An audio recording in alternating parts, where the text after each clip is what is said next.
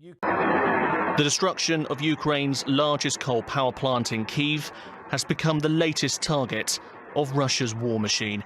It provided electricity for 3 major regions. The barrage of air and drone attacks has left 200,000 people in Ukrainian cities without power. Meanwhile, this man is on a mission. The Ukrainian president once again preparing to keep his friends close. Volodymyr Zelensky arrived for a summit with Central and Eastern European leaders, with his aims clear.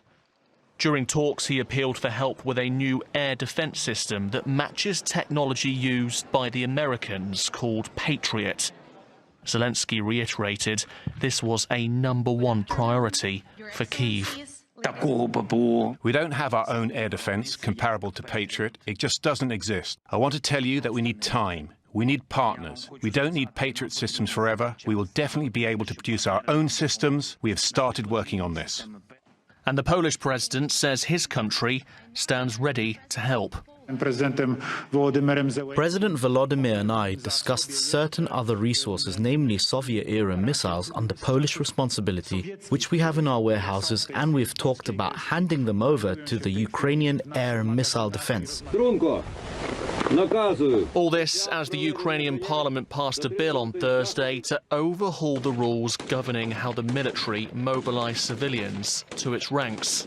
Ukraine continues to struggle with manpower alongside shortages with artillery shells due to a slowdown in Western military assistance.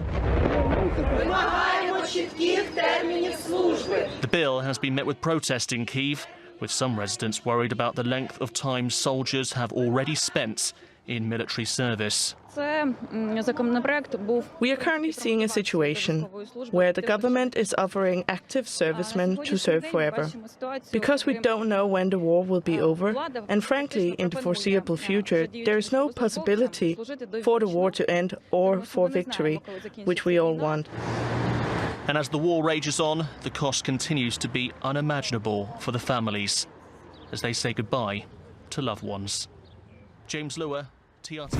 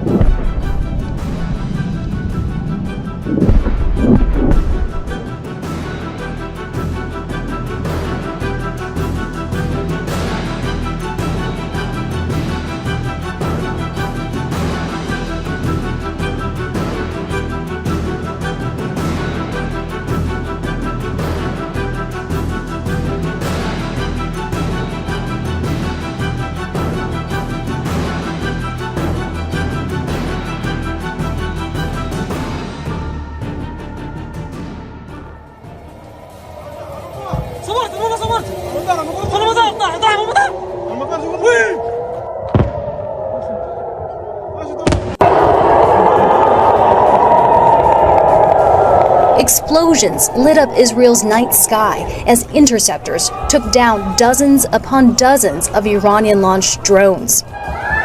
Israel's military spokesman said the nation's defense systems detected incoming drones, cruise missiles, and ballistic missiles launched from Iran and its proxies. Together with our allies and partners across the region, we are operating at this very moment to defend Israel from Iran's attack. So far, we have intercepted the vast majority of incoming missiles by Israeli systems. The damage to Israel was far less than had been feared. Israeli officials said one child was hurt and a military base suffered minor damage. Schools in Israel had closed early, and civilians had been warned to seek shelter from the attack that many had suspected was coming. As it unfolded, Jordan, Iraq, and Lebanon closed their airspace, and U.S. President Joe Biden cut short a trip to Delaware, rushing back to the White House to meet with his National Security Council. In a statement, Biden said U.S. forces helped Israel take down nearly all the incoming drones and missiles. And Biden spoke with Israel's Prime Minister Benjamin Netanyahu by phone, affirming the U.S.'s ironclad support. Iran said the weekend's attack was retaliation for Israel's strike on an Iranian diplomatic compound in Damascus earlier this month. Even as the drones rained down on Israel, Iran's mission to the United Nations said the matter can be deemed concluded, but warned more violence would come if Israel or the U.S. retaliated.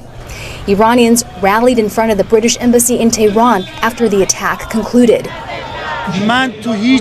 I have never seen in any country, anywhere, that attacking another country and war makes people happy. But tonight, people gave up their sleep so that they can come here and show how important this war is to us, and how glad we are from this attack on Israel. Leaders in the UK, Europe, and Canada condemned Iran's actions as reckless, unacceptable, and destabilizing for the region. UN Secretary General Antonio Guterres also called for an immediate cessation of hostilities. But Israel has signaled it will respond to Iran's attack. The UN Security Council is expected to discuss efforts to prevent a direct war between the two countries on Sunday.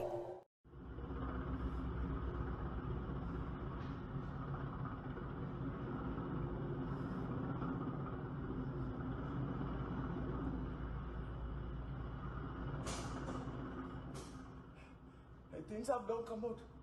Hey, things up. Chopper, yaar. Better go to bridge.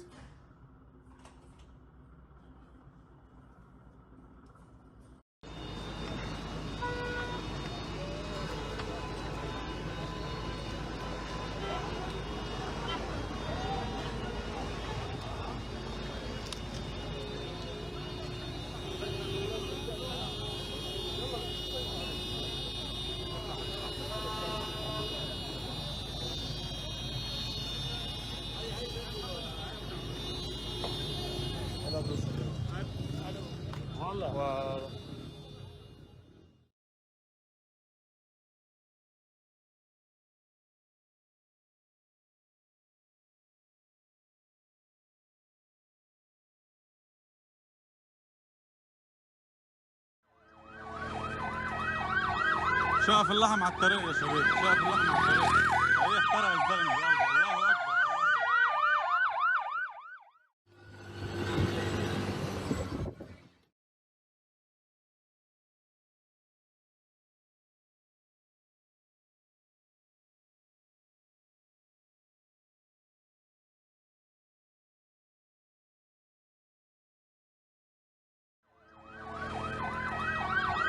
شاف اللحم على الطريق يا شباب، شاف اللحم على الطريق.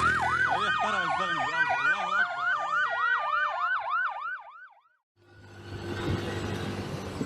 Iran-backed Lebanese militant group Hezbollah has claimed responsibility for an attack on a military facility in northern Israel that wounded at least 14 soldiers and 4 civilians. The militant group stated that the attack was carried out in retaliation to Israeli strikes that killed its members. Following the announcement, the Israeli military said its fighter jets struck quote-unquote terrorist infrastructure of Hezbollah in eastern Lebanon in retaliation. Israeli army also released a video showing fighter jets striking Hezbollah targets in the area of Qiyam, including a number of terrorist infrastructure as well as 2 additional military structures. The latest skirmish comes a day after IDF struck southern Lebanon, killing at least 3, including a Hezbollah field commander identified as Ismail Yusuf Baz. Hezbollah militants said Israeli forces have been exchanging fire since a day after Hamas's October 7th attack on Israel. Nearly 260 Hezbollah militants and about 50 civilians have been killed on the Lebanese side of the border since then. On the other hand, the fighting has killed at least 9 civilians and 11 soldiers in Israel. Iran has never shied away from showing off its ballistic missiles, but it's always been more coy about its nuclear ambitions. Supreme Leader Ayatollah Khamenei insisting using nuclear weapons is religiously forbidden. And Iran's always insisted its nuclear program is for civilian purposes, even if Israel and the West don't believe a word of it. But now a senior Iranian commander says that entire nuclear doctrine is under review. If there are any threats or actions by the fake Zionist regime against the country's nuclear facilities aiming at pressuring the Islamic Republic, reconsidering our nuclear doctrine and policy and violating the considerations announced before will be likely and imaginable. And 5 days after firing cruise and ballistic missiles at Israel, the same official warned Iran knows where Israeli nuclear sites are and could target them if it wants to. The enemy's nuclear sites have been identified and we have necessary information about all targets. We have our finger on the trigger to fire powerful missiles to destroy specified targets. Chilling warnings, even if Israel and allies were able to shoot down most of the missiles sent its way by Iran over the weekend. Israel isn't toning down its rhetoric either. Its defense minister saying military activity is being stepped up. Our missions are not going to decrease, they are only going to increase. The reality that we are being attacked from 7 different fronts, aerially 6 fronts, is a complex reality, and it will challenge us and accompany us. Allies are urging Israel to let them sanction Iran and not strike back itself. Iran's behaviour is unacceptable, and it's right that countries come together here at the G7 and make those points, not just because of what Iran has been doing, but also as a message to Israel that we want to play our part in having a coordinated strategy that deals with Iran's aggression that we saw so clearly against Israel over the weekend. But Israel says being attacked with hundreds of massive missiles like this demands a response. It will retaliate. It's just a question of when. Dominic Waghorn, Sky News, Jerusalem.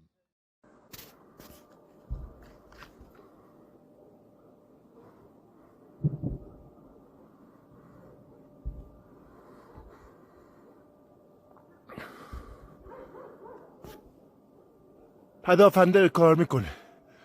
پدافنده هوایی داره کار میکنه. از شرق اصفهان.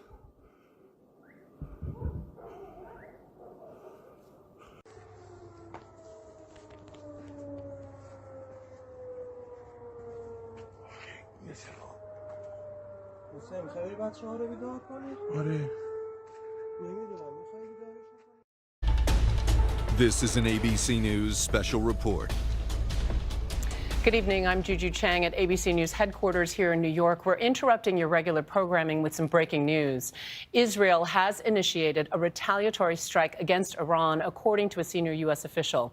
This comes just 5 days after Tehran launched a direct military assault on Israel, firing more than 300 drones and missiles. Most were intercepted by Israel with the help of allies, including the U.S. Since that unprecedented weekend attack, Israel has vowed to retaliate.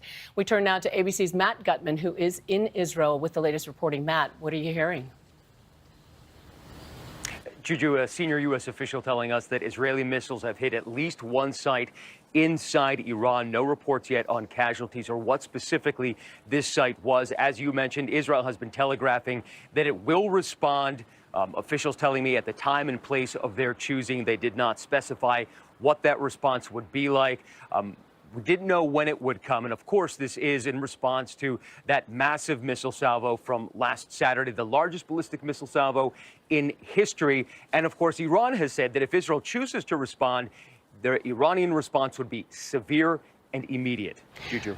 Matt, thank you. From the latest in Israel, let's turn now to Chief Global Affairs anchor Martha Raddatz in D.C. with the latest. Martha, what are you hearing?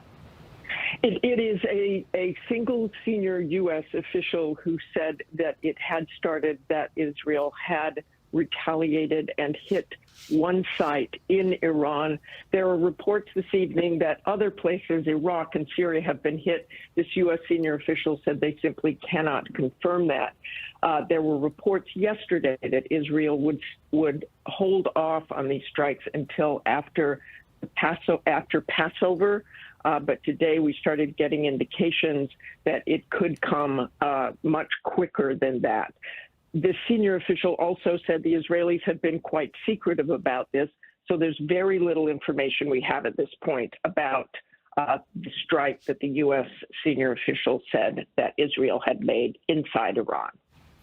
Well, Martha Raddatz, thank you for that update. Of course, we will return to our regular reporting. This has been a special report. Stay tuned, of course, for the latest updates. And we return you now to your regular programming.